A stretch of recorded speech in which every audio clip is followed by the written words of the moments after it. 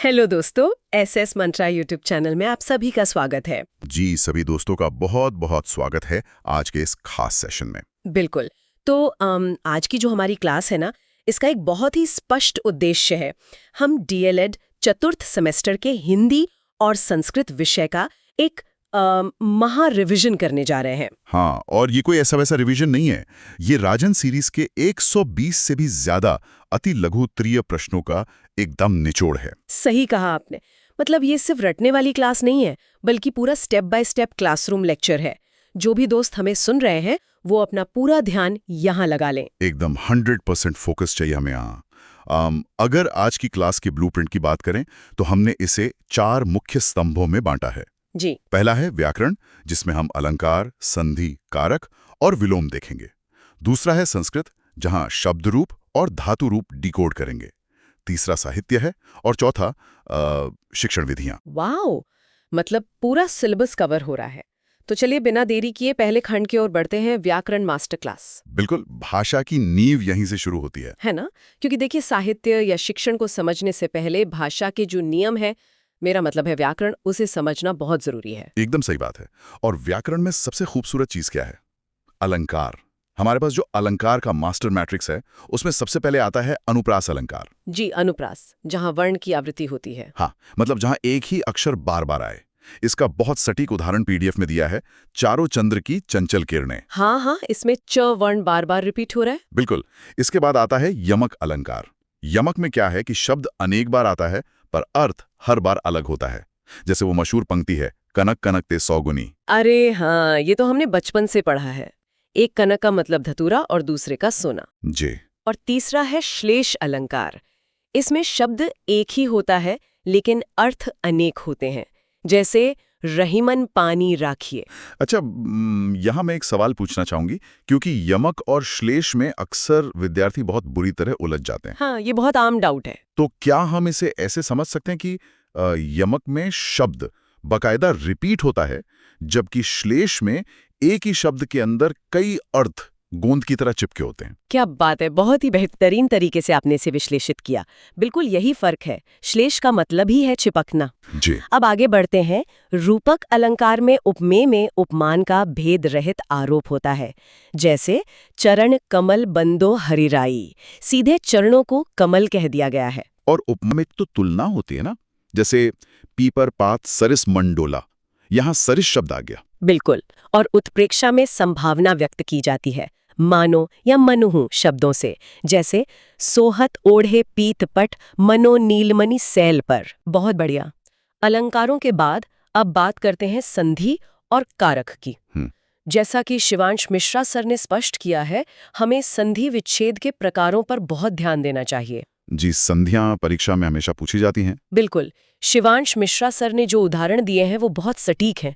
जैसे नदी प्लस ईश मिलकर नदीश बनता है, जो कि दीर्घ संधि है। हाँ, और यण संधि का उदाहरण देखिए, इति प्लस आदि मिलकर इत्यादि हो जाता है। एकदम सही।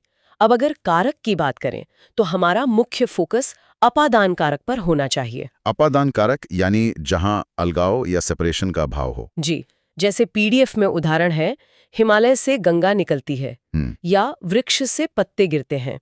दोनों में अलग होने का भाव है। बिल्कुल, हिमालय से गंगा अलग हो रही है। इसके बाद हमारा अगला टॉपिक शब्द कौशल है। इसमें उपसर्ग आते हैं। हाँ, उपसर्ग जो शब्द के आगे जुड़कर अर्थ बदल देते हैं। जैसे प्र से प्रगति, सु से सुपुत्र, सम से सम्मान और प्रति से प्रत्येक। और विलोम शब्द भी हैं। विलोम में बहुत ध्यान देना पड़ता है। जी, जैसे आकर्षण का विलोम विकर्षण नहीं बल्कि सटीक विलोम प्रतिकर्षण दिया गया है। जागृत का सुषुप्त, कृतज्ञ का कृतघ्न। और संधि का विलोम विग्रह होता है। अच्छा, अनेक शब्दों के एक शब्द भी तो हैं। जैसे जिसने मृत्यु को जीत लिया हो वो मृत्युंजय कहलाता है। हाँ, और जो अपने से उत्पन्न हो उसे स्वयंभू कहते हैं। व्याकरण खंड के अंत में एक बहुत ही बढ़िया मुहावरा दिया है, फटी ने जाके पांव बिवाई सो का जाने पीर पर आई। इसका सटीक अर्थ क्या होगा? इसका अर्थ है कि जिसने खुद कभी कष्ट नहीं झेला वो दूसरों की पीड़ा या दर्द नहीं समझ सकता। बहुत ही गहरी बात है। तो व्याकरण के बाद अब हम अपने दूसरे खंड यानी संस्कृत की ओर बढ़ते हैं। जी, व्याकरण के नियमों को समझने के बाद अब हमें मूल भाषा यानी संस्कृत को समझना है। संस्कृत का नाम सुनते ही कई बार डर लगता है बच्चों को, खासकर शब्द रूप और धातु रूप से। बिल्कुल, पर अगर हम शब्द रूप के इस मास्टर ग्रिड को डिकोड करें तो ये बहुत तार्किक है। हाँ। जैसे राम का द्वितीय एकवचन रामम होता है। हम्म। कवि, भानु, पिता, लता, इन सबके विशिष्ट रूप परीक्षाओं में सीधे पूछे जाते हैं। धातु रूप की अगर बात करूं तो जैसा कि शिवांश मिश्रा सर ने बताया है, वो जो धातु रूप और व्याकरण चिन्हों का ग्रिड है ना, वो बहुत काम का है। हाँ, वो ग्रिड बहुत मदद करता है। बिल्कुल। शिवांश मिश्रा सर ने स्पष्ट किया है कि पठ धातु लंग लकार यानी भूतकाल में एक वचन में अपठत होता है, द्विवचन में अपठताम और बहुवचन में अपठन हो जाता है। इसे याद रखना अब काफी आसान है। एकदम सही। और इसके साथ ही संस्कृत में कुछ व्याकरण चिन्ह होते हैं जिनका ज्ञान होना बहुत जरूरी है। जैसे कि हलंत, है ना, जो वर्ण को आधा कर देता है। हाँ, हलंत मतलब अक्षर के नीचे की तिरछी रेखा। दूसरा है विसर्ग, जो शब्द के अंत में दो बिंदुओं की तरह लगता है, जैसे बालकहा। और तीसरा अनुस्वार है, जो अक्षर के ऊपर बिंदी के रूप में आता है। बिल्कुल। अब अगर हम अनुवाद की बात करें तो जो कारक हमने हिंदी में पढ़े वही यहाँ लागू होते हैं। हाँ, जैसे वृक्षात पत्राणि पतंती, मतलब पेड़ से पत्ते गिरते हैं, ये वही अपादान कारक है। और एक और उदाहरण है वानराह फलानी खादंती, यानी बंदर फल खाते हैं। अनुवाद के साथ साथ पीडीएफ में कुछ महत्वपूर्ण सूक्तियां भी दी गई हैं, जैसे असतोमा सद्गमय, यानी असत्य से सत्य की ओर ले चलो। और दूसरी है विद्या धर्मेण शोभते, मतलब विद्या धर्म के साथ ही सुशोभित होती है। बहुत सुंदर। अब हमारा व्याकरण और संस्कृत का भाग पूरा हुआ। जी, अब हम अपने तीसरे स्तंभ की ओर बढ़ते हैं, साहित्य। भक्ति काल से आधुनिक युग का सफर। मतलब शब्दों और अनुवाद से आगे बढ़कर अब देखना है कि महान कवियों ने इनका प्रयोग कैसे किया। बिल्कुल। भक्ति काल में सबसे पहले गोस्वामी तुलसीदास जी का नाम आता है।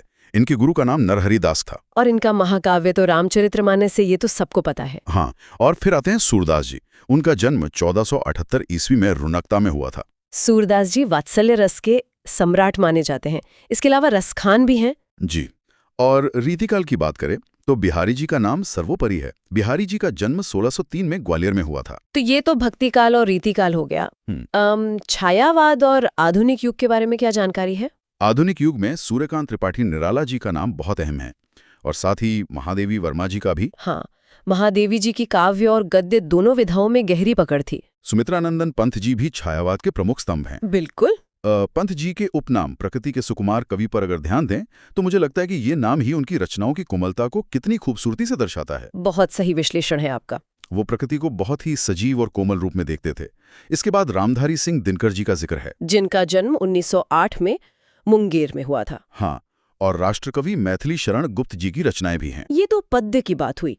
गद्य और नाटक में किसका नाम प्रमुख है? गद्य में तो मुंशी प्रेमचंद जी के उपन्यास सर्वोपरि हैं। बिल्कुल, प्रेमचंद जी का यथार्थवाद और रविंद्रनाथ टैगोर जी का नाम भी है, जिन्हें 1913 में गीतांजलि के लिए नोबेल पुरस्कार मिला था। जी।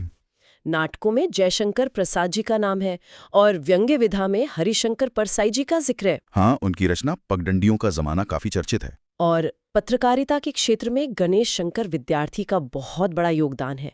वो प्रताप और अभ्युदय जैसे पत्रों के संपादक थे। उनकी ओजपूर्ण शैली बहुत प्रभावशाली थी। तो साहित्य और व्याकरण का ये ज्ञान तो हो गया। हाँ, लेकिन एक भावी शिक्षक के लिए सिर्फ ज्ञान होना काफी नहीं है। सही कहा, उसे बच्चों तक कैसे पहुंचाना है, ये सबसे बड़ी चुनौती है। और यहीं से हमारा चौथा और अंतिम खंड शुरू होता है, शिक्षण। ज्ञान को संप्रेषित करने की कला। इसमें सबसे पहले पठन के प्रकार बताए गए हैं। जी, पठन 4 प्रकार का बताया गया है: सस्वर पठन, मौन पठन, गहन पठन और विस्तृत पठन। सस्वर मतलब आवाज निकालकर पढ़ना, और मौन पठन यानी बिना ध्वनि निकाले पढ़ना। बिल्कुल। मौन पठन के मुख्य उद्देश्य होते हैं द्रुत गति का अभ्यास करना और ध्यान केंद्रित करना। लेकिन इसके कुछ दोष भी पीडीएफ में बताए गए हैं, जैसे भयभीत होकर पढ़ना और ध्वनि को नाक से निकालना। जी, ये मौन पठन के सामान्य दोष हैं। यहाँ मेरा एक सवाल है। मौन पठन का मतलब ही है आवाज न निकालना, तो फिर ध्वनि को नाक से निकालना एक दोष कैसे हो सकता है? ये बहुत ही तकनीकी और अच्छा सवाल है। होता क्या है कि जब बच्चे चुपचाप मन में पढ़ने की कोशिश करते हैं तो वो शब्दों को मानसिक रूप से बोलते हैं। अच्छा। हाँ, और ऐसा करते समय वो अपनी सांस को रोकते या छोड़ते हैं, जिससे नाक से एक हल्की सी या गुनगुनाने जैसी ध्वनि निकलती है। ओह, समझ गई। मतलब वो पूरी तरह से मौन नहीं होते। ये उच्चारण में बाधक होता होगा। बिल्कुल होता है। अब उच्चारण के तत्वों की बात करें तो शुद्ध उच्चारण के लिए ध्वनि का पूर्ण ज्ञान होना चाहिए। और साथ ही गति, लय, विराम और आरोह अवरोह का सही प्रयोग भी आना चाहिए। सही का। और उच्चारण दोष के कारण भी बताए गए हैं, जैसे बोलते समय जीभ को दबाना या वर्णों को मुख में ही काट देना। मतलब शब्दों को पूरा ना बोलना। शिक्षण में पत्र पत्रिकाओं का रोल भी बहुत अहम होता है। यहाँ मैं फिर से शिवंश मिश्रा सर का जिक्र करना चाहूंगी। जी बताइए। बिल्कुल सही कहा शिवंश मिश्रा सर ने कि बच्चों के लिए पत्रिकाओं का चयन करते समय बहुत ध्यान रखना चाहिए। पत्रिका का जो कवर पृष्ठ है ना, वो रंगीन और आकर्षक होना चाहिए। हाँ, ताकि बच्चे उसे देखकर पढ़ने के लिए प्रेरित हों। बिल्कुल। और समाचार पत्रों के प्रमुख स्तंभों का भी बच्चों के लिए बहुत महत्व है। जी, जैसे संपादकीय पृष्ठ, शैक्षिक पृष्ठ और खेलकूद के पन्ने। ये बच्चों के ज्ञान और विश्लेषण क्षमता को बढ़ाते हैं। तो इसी के साथ हमने इन चारों स्तंभों का बहुत ही अच्छे से रिवीजन कर लिया है। हाँ, और निष्कर्ष के तौर पर मैं बस इतना कहूंगा कि आज हमने जो शिक्षण विधियां सीखी हैं, जैसे पठन और उच्चारण, इनका उपयोग सिर्फ बच्चों को पढ़ाने में ही नहीं होता। जी बिल्कुल। बल्कि आप सभी विद्यार्थी इन विधियों का उपयोग अपने खुद के रिवीजन में भी कर सकते हैं। मौन पठन से एकाग्रता बढ़ाइए और तथ्यों को याद करके परीक्षा में अच्छे अंक लाइए। बहुत ही शानदार बात कही आपने। आज की इस क्लास में हमने व्याकरण के नियम समझे, साहित्य का सफर देखा और शिक्षण की बारीकियों को जाना। अब ये जानकारी आपके बहुत काम आएगी। दोस्तों, अगर आपको ये क्लास पसंद आई हो तो वीडियो को लाइक करें और SS मंत्रा चैनल को सब्सक्राइब करें और बेल आइकन दबाना ना भूलें। धन्यवाद।